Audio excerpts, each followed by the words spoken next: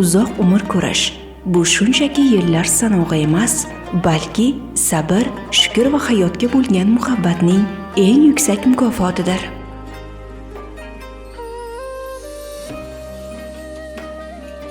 Oila bu mehr, ishonch va hayotning eng muhim tayanchi. Oila ilmi ko'rsatuvi orqali siz aziz tomoshabinlarni turli hayotiy hikoyalar, ibratli voqealar va qalblarga yaqin taqdirlar bilan tanishtirib boryapmiz. Har bir hikoya bu sabboq va hayotdan olingan xulosa. Bugun biz sizlarni Andijon viloyati Jalaquduq tumanida bir asrdan oshiq umr yo'lini bosib o'tgan, ikki davrning guvohi bo'lgan, qalbi nurga to'la inson Abidaxon Xonnazarva bilan tanishtiramiz. 105 yil. Bu raqam ortida nechog'lik sabr, ko'plab sinovlar va cheksiz mehr yashiringanini tasavvur qilish qiyin emas. U kishi tarixni kitoblardan emas, o'z hayotida ko'rgan avlod vakili. Yuzidagi har bir ajinda hikoya, har bir so'zda hikmat bor. Uning umr yo'li bu nafaqat yashash, balki yashashni qadrlash, har kunni shukr bilan kutib olish namunasi. Bugungi ko'rsatuvimizda biz uzoq umr sirlarini, oddiylik ortidagi buyuklikni va chin insoniylikning timsolini birgalikda kashf etamiz. 105 yoshni qarshi olganiga qaramay, onaxonning hayotga bo'lgan ishtiyoqi hanuz so'nmagan. Har tongni shukronalik bilan qarshi olib, xonadon hovlisini aylanib chiqadi. Go'yo bu uning bir umrlik odatiga aylangan. Mehnatni esa u kishi umrining eng katta boyligi deb biladi. Har bir so'zida farzandlariga, nabiralariga halol mehnat qilish haqida samimiy nasihatlar yangraydi. Bizni eng hayratga solgan jihatlardan yana biri bu onaxonning mustahkam xotirasi. Yillar og'irligi uning xotirasiga ta'sir qilmagandek, u kishi kechmish voqealarni aniqlik bilan eslab, o'tgan umr sahifalarini go'yo kechagina bo'lib o'tgandek hikoya qilib beradi. Tasvirga olish jarayonida biz onaxonning holatini inobatga olib, uni ortiqcha toliqtirib qo'ymaslikka harakat qildik. Shu sabab suhbatimizni qisqa lahzalarga jamlab, samimiy va iliq muloqot orqali uning qalbiga yaqin bo'lishga intildik. Hamma ish boshimdan o'tgan. Men shu yerda tug'ilganman. Mana eshi Nuralvoydiki bo'lgan. Mana Sheralvoydiki bo'lgan orqamizda. Sheralvoy kimiz? Sheralvoy Nuralvoy akalik bo'lgan. Akalik quda bo'lgan. Meni bu Nuralvoyning qizini Sheralvoy olgan. Akalik quda olib, ine buni sunnat to'yda menchi nima uchun Nog'ora tepa deydi. Nog'ora tepani ichiga borib nog'ora choldirib, uloq berib to'y qilib bergan ekan. Sunnat to'yda. Akalik quda olib, hali men bilim tug'ilibdi, yana bir ikkita tug'ilibdi. Keyin elib qolgan. Biz qolarganmiz. Menda ikkita uchta tug'ilgan ekan-u, bitta men qolgan ekanman. Yaxshi nevaralarim ham, o'rinbosarlar biram yaxshi, dadasidan ham o'ta yaxshi. Evaram ham ko'rdim, evara ham ko'rdim, chevara ham ko'rdim. Bir 50-60 ta nevara chevaralar, evaram bor. 60 ta 60 tadan ko'p nevaram bor. Suhbatimiz davomida onaxonning oila a'zolari bilan bo'lgan munosabatlari to'g'risida ham so'z ochildi. Ayniqsa, uning kelinlari haqidagi iliq fikrlari barchamizni to'lqinlantirdi. Qahramonimizning aytishicha, kelinlari bu xonadonning haqiqiy fayzi, mehr va hurmatni birdek tutgan insonlar. Har bir ishda yelkadosh bo'lib, uy ishlaridan tortib, onaxonning holidan xabar olishgacha barchasini mehr bilan ado etishadi. Abida ona shunday deydi: kelinlarimni Alloh menga katta ne'mat qilib bergan. Har doim hurmatimni joyiga qo'yishadi. Bir og'iz gapimni ikki qilishmaydi. Men ularni kelin deb emas, qizim deb bilaman. Haqiqatan ham bu xonadonda mehr-oqibat, o'zaro hurmat alohida sezilib turadi. Abida ona va kelinlar o'rtasidagi bu iliq munosabat esa ko'pchilik uchun ibrat bo'la oladi. Nafaqat qahramonimizning farzandlari va nabiralari, balki qo'ni-qo'shnilari ham onaxonni ulkan hayot maktabi deb biladi. Men bu ishga tushganimga 20 yil bo'ldi. Tushganimdan beri mana buvam bilan ahil-ino bo'lib yashab kelyapmiz. Buvam mana bilmagan narsalarimizni o'rgatadi. Hamisha hamma ishda o'zi o'rgatadi bizga. Bolalarimni teng qarashadi. Ulgurmagan ishlarimga mana qilishaveradi, yoshim kattaman demaydi. Hali ham o'zining g'ayrati bor, shijoati bor. Talab ham qiladi hamma narsani bizdan. keyin ulgurmagan ishlarga masalan xamir ovqatsiz chuchvaralarimiz chugishvoradi, kir yuvasiz yeyishib ham qo'yadi. Shunaqa ishlarda ham ko'p ketaveradi. Buvam qariman demaydi. Dadamiz fermer xo'jaligida ishlaydi. Mana qurt boqsak, taylarni tozalashib beradi, g'onashib beradi. Tashkiliy ishlarga ham rosa buvam anaqa qo'ni qo'shnilarga chiqishga, boshqa qilishga, shunaqa tashkiliy ishlarga ham rosa anaqa shijoati baland buvamni. Boring, qaralashing deydi. Bolalarimga mendan ham ko'ra kuykanay, mana jicha bolam maktabidan kech qolsa ham darrov ko'chaga qarab yo'l poylaydi, kelyaptimi deydi. Yana kelsa kelishiga qaysi fandan baho olding deb so'raydi, qancha necha soat dars o'tding deydi. Katta o'g'lim universitetda o'qiydi, undan so'raydi, necha para o'qib kelding, qancha qoldi deb qizlardan so'raydi. Qizlarim ham mana kelgusi nimasiga, oilaga yaxshi nima bo'lsin, kelin bo'lsin deb to'xtamay tayyorlab o'rgatib turadi. Unday qilsang yaxshi bo'lasan, bunday qilsang yaxshi bo'lasan deb tartib ozodalikni yaxshi ko'radi. Tashqaridan mana xatlovlarga ko'chada anaqa qilsa, uyda naqasi nechinchi yil deb so'raydi. Xonadon egasi deydi, 23-yil desam, boshqalardan so'rashadi rostdan. Adashmayapsizmi deb, yo'q shunaqa deyman. Keyin ko'rib ham, o'zini ko'rib ham unaqa yosh adashgandir deydi. Lekin bolalari katta, 80dan oshdi bolalari ham. Onaxonning nabiralari turli yoshda. Katta yoshdagi hayot tajribasiga ega bo'lganlaridan tortib, hali maktabga qatnayotgan kichkintoylargacha. Shunga qaramay, ularning barchasini birlashtirib turadigan yagona rishta bor. Bu ularga bo'lgan cheksiz muhabbatdir. Nabiralari tez-tez onaxon huzuriga kelib turishadi. Kimdir maslahat so'rab, yana boshqasi shunchaki hol-ahvol so'rash uchun. Onaxon esa har bir nabirasi bilan alohida suhbatlashishga, ularning dard-quvonchlariga quloq tutishga harakat qiladi. Ayniqsa, uning o'tmish haqidagi hikoyalari ular uchun go'yo jonli tarix darsidek. Buvam Xonazarova Obidaxon 105 yoshda. Lekin 105 yoshga kelgan ayolga o'xshamaydi. Yosh, navqiron, tirishlari ham yo'q.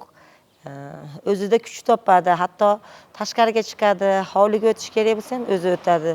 Birovga muhtojlik qilmasin deydi. Buni sirlarini so'rayman. Buva, nimaga bunaqa o'zingiz yaxshi ushlaysiz desam, eng nimasi ko'p o'tiramiz birga ovqatlanishida. Ovqatlanishda biz yoshlar hamma yo'da aralash-quralash qilganmiz, lekin buvamda u holatni ko'rmayman. Mastavani chiroyli qilib ichib olsam deydi, shuni yaxshi yuraman deydi. O'zini rosa organizmiga rosa quloq sol, e'tibor birovga nima qilmay kasal bo'lsam, birov qarashga to'g'ri keladi deydi. Parhezda ko'p yuradi. O'zim fermer xo'jaligim borligi uchun fermer xo'jaligimni qurtini baqadi. Shu yoshga kirib ham 103 ga kirganda 5 korobka qurt baqdi. Kelinimiz bor eshikda, kelin bilan birga qurt baqishadi. O'zi jon sarayligidan baxtni o'zi soladi qurtga hattoki. Pilla yaxshi bo'lishi. Nimaga yoshligidan biz yoshligimizdan kelib bu yeshida yursak, qurt baqqanni ko'rganmiz ko'zimiz oldida. Juda chiroyli qilib parvarish qiladi. Dehqonchilik madaniyatini o'rgatadi. Огородlarga chiroyli qilib erta kunda piyozlarni ekinglar, ko'katlarni ekinglar, o'zingizlarga iste'molga yarab turadi. Bozordan sotib olmanglar deydi. Buvamni men to'ng'ich qiziman, Xosiyatxon opani. Meni onam ham hozir sahr kasal bo'lganligi uchun unchalik nimasi, ishga anaqasi yo'q. Buva rostdan siz tuqqanmisiz, biz onamizni ham deb shu savolni ko'p beraman, nimaga ko'p kasal bo'ladi onam. Buvamda 14 ta farzand bo'lgan, meni onamda bo'lsa 10 ta farzand bo'lgan. Onam farzandlarning ichida ikkinchisi. Men 4-sinfda o'qiyotganimda biz 10 ta farzandmiz deyapmiz, shuni 9 tasi qiz bolamiz. Ash eng kichkina ukalarim egizak, Fotimaxon Husanboy. Shular dunyoga kelganda velosipedda keldim, rosa tez shoshilib, suyunchi olgan endi yoshligu. Va bo'ling tezroq suyunchi bering desam, yana nima tug'di dedi, yana qizmi dedi. Ha, bizda bola tug'di. Bor edi, suyunchi ham bermay chiqarib o'rgan, shu meni umrbod nimamda qolgan. Keyin opa dadam rahmatli, mana senga suyunchi deb, yo'q, babi yuragi o'ynab, bizga dadam qiz deb hazlashib qo'ygan ekan, borib o'g'il ko'ribdi meni, qizim ham o'g'illik bo'libdi deb, ichkaga sig'may ketib kelgan suyunchilarni olib borib, ko'ylaklar qilib, olib borib, men kiyib ol, shu kuni senga shashilib qoldim deb.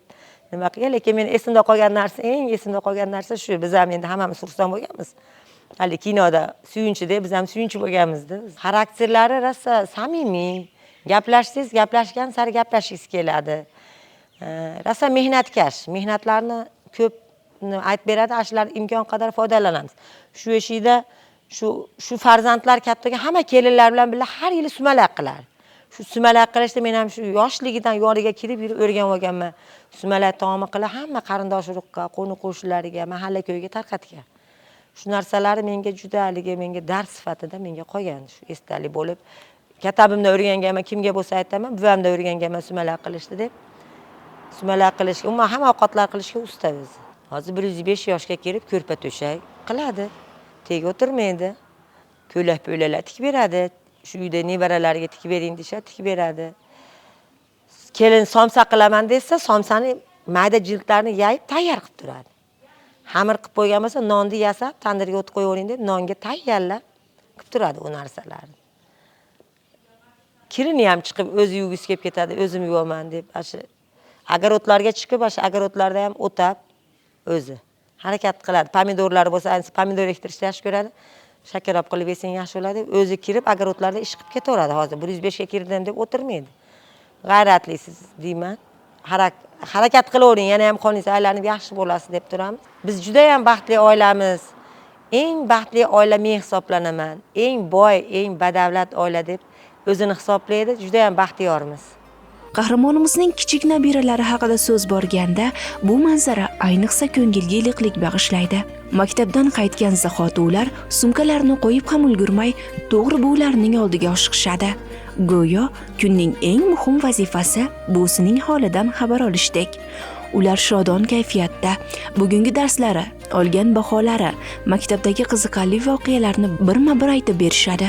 Onaxon esa ularni mehr bilan tinglab, boshlarini silab, muhabbat bilan duo qiladi. Meni buvijonim dunyodagi eng yaxshi buvi. Maktabdan kelishimga doim kutib oladi, topishmoqlar beradi. Bu topishmoqlar kitobda-yu olamda bor. Men buvijonimni qattiq yaxshi ko'raman. Meni buvijonim menga ko'p gapiradigan gapi dars yarib olam dedi, eslab olam dedi. Ko'chatlar ektirib turadi, gullar ektirib turadi. Ba'zilarda yer o'ydi. Men buvam bilan ko'p vaqt o'tkazishni yaxshi ko'raman. Meni ayam ko'proq ishlar bilan band bo'lib, menga ko'p vaqt ajratolmasa, buvam ko'p menga vaqt ajratadi. Meni buvam ham 105 ga kirganini hamma biladi. Ishonmasa yurish ketdi deb uyga olib kelaman, duosini olib ketishadi. Abidon umri davomida 14 nafar farzandni voyaga yetkazgan. Bugun esa ularning har biri o'z hayot yo'lini topgan bo'lsa-da, bu xonadon bilan rishtalari yanada mustahkam. Turmushga chiqib, boshqa uyga ketgan farzandlari ham tez-tez onaxon huzuriga kelib turishadi. Bu esa xonadonga yanada ko'proq fayz, yanada ko'proq samimiyat olib kiradi. Eng e'tiborlisi shundaki, kelinlar o'zaro juda ahil va inoqlikda yashaydilar. Ular bir-birini hurmat qiladi. Birgalikda uy ishlariga yelkadosh bo'lib, hech qanday tortishuvsiz mehr bilan ish tutishadi. Kimdir oshxonada yordam bersa, yana kimdir hovli ishlariga qarashadi. Onaxon esa bularning barchasini mamnuniyat bilan kuzatib o'tiradi. Uning uchun eng katta boylik bu farzandlari va kelinlarining bir-biriga bo'lgan mehr oqibati, ahilligi. Men buvajonimga kelin bo'lib tushganimga 6 yil bo'ldi. Biz chekka chiqib ketganmiz. 6 yil davomida har kuni xabar olib turaman buvamdan. Yangilik gaplarni aytib turadi menga, qiziqarli voqealarni aytib beradi. Juda ahil, inoq yashayapmiz. Xonadonimiz katta. Men 5-keliniman. Buvam yuzga kirganini eshitib, o'ta hayajonli davrda bo'lganman, lekin o'ta mehribon ona bo'lgan menga.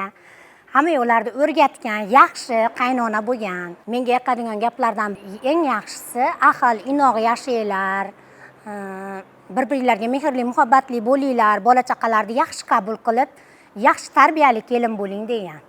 Shu gaplari esa yoqadi. Menga eng yoqadigan xislatlari juda mehribon, qiziq, yaxshi gapiradi, yaxshi kutib oladi, muhimi. Eng kichkina ovsinim bilan birga o'tiradi. Hammasi yaxshi, oilaviy nimalari juda zo'r. Buvam har doim xabar olib o'tganimda qaysidir bir ish bilan band bo'ladi. Uylarda kashta tikishlardi, agarodlar ichlarida aylanib yurgan bo'ladi. Har o'tganimda har xil ish bilan band bo'ladi. Balkim uzoq yashaganning sababi ko'p harakatdadir, mehnatni yaxshi ko'radi. Ko'rsatuvimiz nihoyasiga yetar ekan, bir narsaga yana bir bor amin bo'ldik. Bunday umr yo'li, bunday aql va mehrga to'la xonadon har kimga ham nasib etavermaydigan katta ne'matdir. Abida ona hayoti, uning sabr-toqati, oila qadriyatlariga sodiqligi va avlodlar o'rtasidagi mustahkam rishtalari albatta ko'plab insonlar uchun ibrat bo'ldi degan umiddamiz. Zero, bunday hayotiy misollar insonni o'ylantiradi. O'z oilasiga bo'lgan mehr va e'tiborini yanada oshirishga undaydi. Mehr bor joyda baraka bor, ahillik bor joyda esa baxt qaror topadi. Ana shunday qadriyatlar mujassam bo'lgan maskanda esa oila ilmi deydilar.